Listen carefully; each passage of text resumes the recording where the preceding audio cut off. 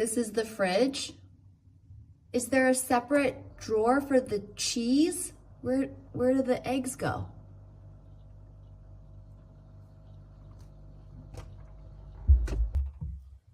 Wait, so now that the clothes are washed, it dries it in here too? I don't get it. Oh, the closet. But where did Kyle's clothes go?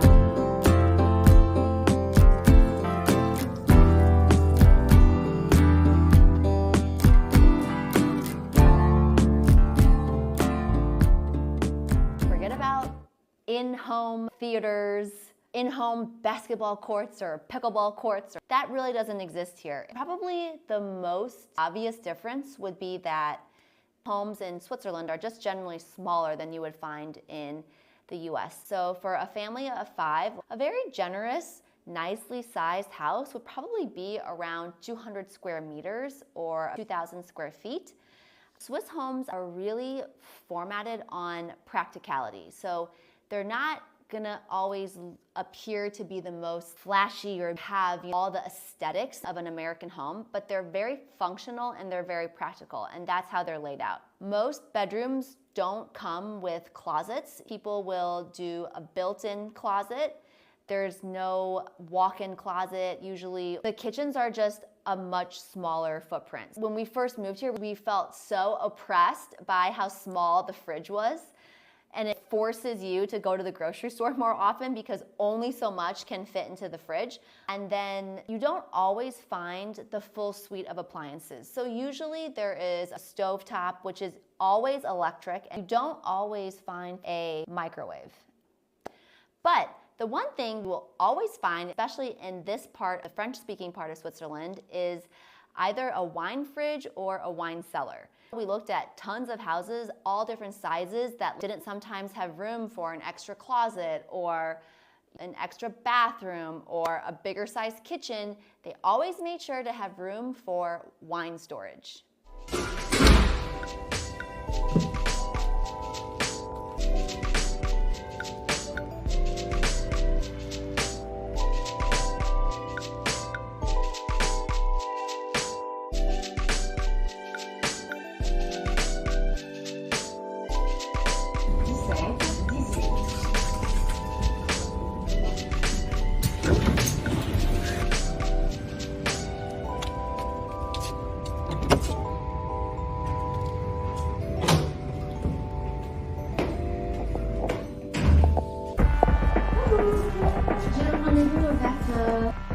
So what are we signing?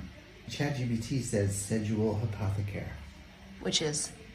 a financial and legal instrument used in Switzerland related to real estate financing. It plays a key role in mortgage lending. Shouldn't we know this right now? Just T's and C's. Here's an example. Imagine you went to borrow $500,000 to buy a home in Switzerland. The bank asks you to create a cedule hypothecaire. It's hypothecaire. Hypothecaire. The H is silent. Désolé. Yes, so it's basically their lien on the property. But in the US, Same thing. no, but in the US, there is no cedule. There's no just cedule. the mortgage contract. Yes, but they also still have a lien on the property. In Switzerland, we like to be special. The fees here, total fees, it's like 5 to 7% of the sale price. I mean, in New York, it's like 78%, but a lot of that in the U.S. is the broker fee.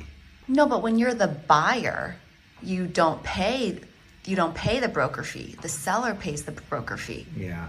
But here, the fees are outrageous. I mean, it's 7%. Yeah, a lot of them are for this. Yeah, for this place. Look at the art. Paying the bills here. What did we sign? No idea what we just did. Now we own this thing and we don't even know what it is. Another big difference is the market is just not as volatile as it is in the US. They don't really buy something and sell in 5 years if the market's really good, because the likelihood of them making their fees back is really low. So you really have to hold property for a longer period unless you renovate it and significantly change the value of the place. Things seem to consistently go up, but also things don't really go down. So it's like very stable. That's what I was gonna say. I think the big difference here is like when you buy a place, the likelihood of your house going lower than your mortgage being underwater is really, really low. The biggest difference is the interest rate. Interest rates here are they're so low. Buku awesome. Our interest rate's 1.3%. Our interest rate here is 1.3%. I think the secret in Switzerland is if you can afford the down payment, which can be 25%, and you sometimes have to put in more if you're buying a higher value property. If you can afford that, the mortgage amount, the monthly cost is actually significantly lower than the US, and thus cheaper to buy here on a monthly basis than it is to rent. Oh, we gotta start our chess match.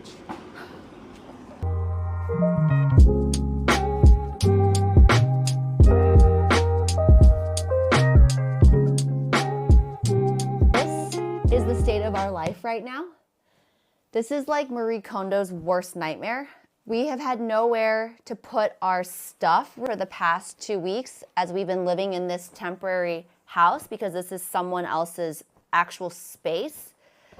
So now Kyle is at the park with the kids for the next 30 minutes, and I have 30 minutes to get this all packed and into suitcases because we are going to Megève in 2 days.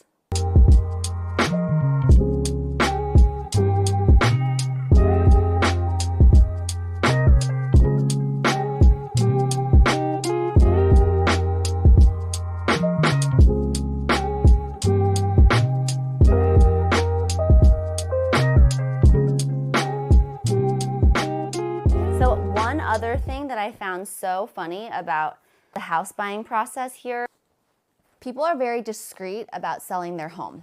People are not putting up signs in their front yard. It's listed in a listserv similar to the US, like a Redfin, Zillow, or something like that.